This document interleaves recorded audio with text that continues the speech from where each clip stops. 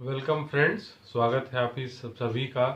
पिछले वीडियो को बहुत सारे लोगों ने देखा, सराहा और उसके समर्थन में, उसके सपोर्ट में भी बातें करी।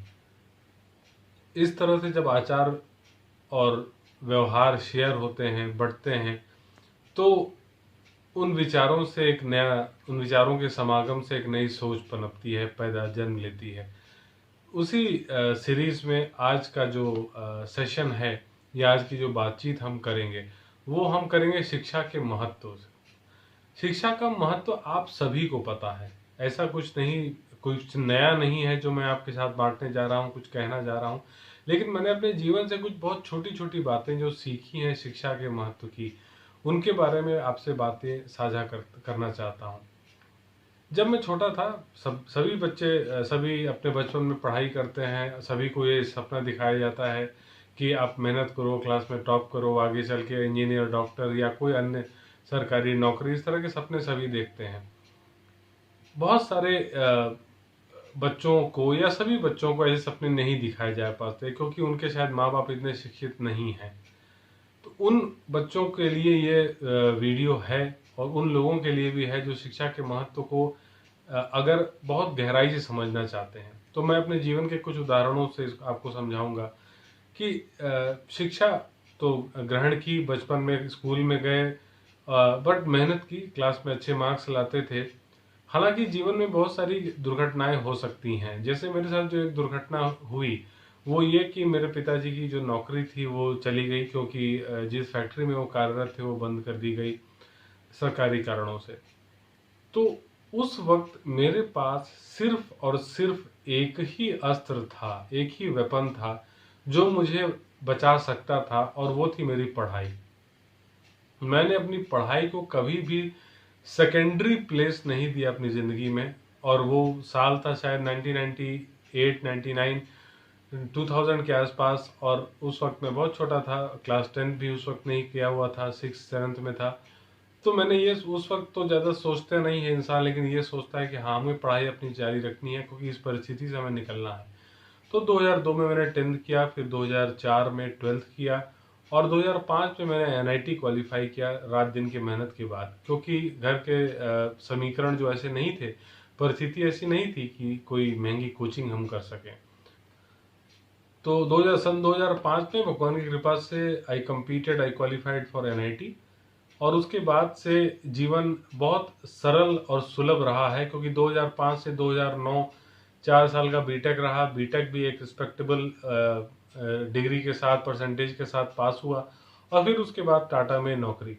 तो ये मेरी कहानी है। ऐसी सिमिलर कहानी, सेम पैटर्न की कहानी भारत के करोड़ों नवयुवकों की होती है, जहाँ पे वो घर की गरीबी को दूर करने का सपना देखते हैं और उसके लिए उनके पास सिर्फ एक माध्यम होता है, एक रास्ता होता है, वो है शिक्षा का।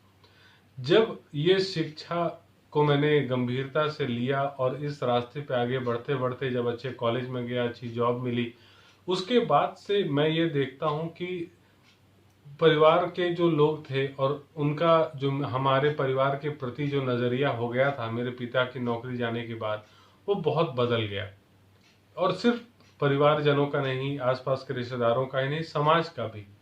जब इस नौकरी में आया, पापा को खुशी हुई, उन्होंने लोगों से इस खबर को बांटा, शेयर किया, तो हमें देखा कि वो लोग जो कभी भी मतलब गलती से भी हमारे घरों में कभी आते नहीं थे, मिलने नहीं आते थे या पूछा नहीं करते थे, जिस दिन से उन्हें पता चला कि इनके बेटे की टाटा में नौकरी लग गई, तो शायद उनका नज़रिया बदल गया। तो शिक्षा एक ऐसा अस्त्र है या एक ऐसा रास्ता है जो समाज का आपके प्रति या आपके रिश्तेदारों का, आपके दोस्त तो नहीं कह सकता, बट जो दूर दूर के रिलेटिव्स होते हैं, उनका आपके प्रति कैसा नज़रिया रहेगा, ये भी आपकी शिक्षा ही आपको बताती है। शिक्षा एक बहुत बड़ा कह सकते हैं एसेट है, एक धन है, कीमती धन है, जो अगर आपके पास होता है तो आपको समाज के बहुत सारे मुश्किलों का सामना नहीं करना पड़ता। अच्छी शिक्षा होती है, अच्छी नौकरी लगती है, जीवन भर आप स्वतंत्र होते हैं, किसी पर निर्भर नहीं होते। उसके बाद आपको बहुत सारी बुराइयां, जैसे अगर एक लड़की शिक्षित है तो वो अपने जीवन साथी का निर्णय लेने में या उसका चुनाव करने में अधिक सक्षम होती है। अगर एक लड़की शिक्षित है तो उसके पास ये मौका होता है कि वो अपनी शिक्षा के माध्यम से या उसका फ़ायदा उठाकर वो कॉम्पिटिटिव एग्ज़ाम से बैठ सकती है, अपने पैरों पे खड़ी हो सकती है, और एक बार यदि वो पैरों पे खड़ी हो जाती है तो फिर रिश्ते तो आते ही हैं, ये बड़ी साधारण सी बात है। लेकिन उसके बाद भी बहुत सारे परिवर्तन होते हैं जीवन में। कई कई बार ऐसा भी होता है कि शादी नहीं चल पाती, टूट जाती है। ऐसी परिस्थिति में वो लड़कियां जो इस वीडियो को देख रही हैं वो ध्यान रखेंगी कि आपकी पढ़ाई सिर्फ अच्छा विवाह ही नहीं कराती। अगर आपकी पढ़ाई आपको एक अच्छी जगह नौकरी में आपको एक लैंड करा देती है तो शादी के बाद का जीवन भी आपकी शर्तों पर हो सकता है। और शर्तों का कहने का ये मतलब नहीं कि आपने अपने हिसाब से आज़ादी से जीवन जिया, बट आप दोनों के आपसी सामंजस्य से आपके आपके और आपके पति के सामंजस्य से जीवन चल सकता है। जब भी आप घर के अर्निंग मेंबर बनते हैं, हमेशा याद रखिएगा कि घर के डिसीजंस में आपका रोल बहुत इम्पॉर्टेंट और अहम हो जाता है। यदि आप घर के एक कमाने वाले मेंबर नहीं हैं, घर में आपकी इम्पोर्टेंस ऑटोमेटिकली कम हो जाती है। आप कितने भी प्रिय संतान हो, लड़का हो लड़की हो, लेकिन याद रखिएगा जब भी आप नहीं कमाते हैं तो घर के अलग अलग निर्णयों में आपकी कोई भी भागीदारी नहीं होती है, और इस वजह से आप धीमे धीमे अपने आप को अलगाव की परिस्थिति में पाने लगते हैं। आपको लगता है कि ये जीवन बेकार है। वो उस एक दिन में नहीं होता, लेकिन यदि आप शुरुआत से अपनी पढ़ाई पर ध्यान दिए हुए हैं, शिक्षा पर ध्यान दिए हुए हैं, अगर आप अपने पैरों पर खड़े हो जाते हैं तो आपके घर के लोग भी आपको ज़्यादा रिस्पेक्ट करेंगे। ये ज़मीनी हकीकत है, सच्चाई है। जैसा हमने कहा कि घर के लोग, भाई बहन, आपके भविष्य में पति पत्नी और आपके रिश्तेदार, सब लोग सिर्फ और सिर्फ एक ही धुरी पर आपके आस पास आ सकते हैं, और वो धुरी है शिक्षा की। जैसे हमने कहा कि शिक्षा आपको स्वतंत्र व्यक्ति बना देती है, लेकिन जब मेरा एक और वो भी दौर था जब हम एग्जामिनेशन की तैयारी करते थे, एग्ज़ाम दे रहे थे। एक पहली बार फ्रेशर्स ईयर में 2004 में कहीं नहीं हुआ। उसके बाद फिर बहुत सारे, जैसे होता है कि हम लोग पंडितों के यहाँ या झाड़ फूक करने वालों के यहाँ भी चले जाते हैं। इस तरीके की सुपरस्टिशंस में हमारा विश्वास होने लगता है।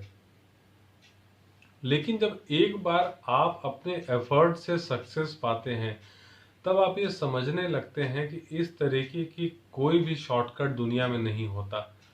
कोई भी मंत्र पढ़ के या झाड़ फूक करके या इस तरह के सुपरस्टिशंस में जो विश्वास होता है लोगों का, ये धीमे धीमे आपका हटने लगता है। आप लिबरल होने लगते हैं, रेशनल होने लगते हैं। ये रेशनैलिटी ही एक स्वतंत्र सोच की शुरुआत है। जब आप ये समझने लगते हैं कि कोई आपके जीवन को जादू से बदल नहीं सकता। आज भी आप चले जाएं ग्रामीण इलाकों में तो वो लोग अक्सर झाड़ फूक वाले बाबा के पास जाते हैं। यदि उनको कोई बीमारी भी हो जाती है तो वैसे बाबाओं के पास जाते हैं, साधुओं के पास जाते हैं जिनके पास कोई इलाज नहीं होता। या बहुत सारे हमारे देश में भी ऐसे ढोंगी बाबाओं का खुलासा और पर्दाफाश हुआ है जो लोगों को मूर्ख बनाते थे और उसके आड़ में बहुत गलत काम करते थे। शिक्षा आपको एक स्वतंत्र सोच देती है, रेशनल थॉट देती है। आपको ये बताती है कि आकाश सुख देगा नहीं, धरती पसीजी है कहीं। मतलब कि आकाश सुख नहीं देता, आकाश से कोई चमत्कार नहीं होने वाला, और धरती नहीं पसीजती। मतलब आपके दुख को देखकर धरती के लोग पसीजते नहीं हैं। आपके पास सिर्फ और सिर्फ एक माध्यम है, एक रास्ता है, आपकी शिक्षा, जिससे आप अपना जीवन बदल सकते हैं। और एक बार यदि आप अपने पैरों पर खड़े हो जाते हैं फिर आप किसी के अधीन नहीं रहते। ये अधीन रहने वाली जो बात है इसको समझना थोड़ा सा महत्वपूर्ण है। जब भी आप किसी के अधीन होते हैं, हो सकता है कि आप अपनी व्यक्तिगत सोच को भी, अपने विचारों को भी उसके अधीन कर दें। हो सकता है कोई एक मदारी हो जाए और आप बंदर हो जाएं, और मदारी बंदर को नचाता है, लोग और भीड़ इकट्ठा हो जाती है बंदर के नाचने की वजह से, मदारी की वजह से नहीं। मदारी तो बस बीन या आप कह सकते हैं डमरू बजाता है, और नाचता बंदर है। पैसा मदारी लेके चला जाता है, फायदा उसका हो जाता है। लेकिन यदि आप अपने पैरों पर खड़े रहें तो कोई आपको बंदर बना के नचा नहीं सकता। अगर जैसा आज की बातचीत में हमने बताया कि शिक्षा आप जहाँ भी जाएं, ग्रामीण इलाकों में गरीब बच्चों के साथ मिलें, किसी भी स्तर के लोगों के साथ मिलें, उनको यही समझाएं कि तुम्हारी समस्या कोई भगवान, कोई इस तरह का कोई सुपरस्टिशन, कोई पाखंड, कोई ढकोसला कुछ भी अच्छा नहीं कर सकता।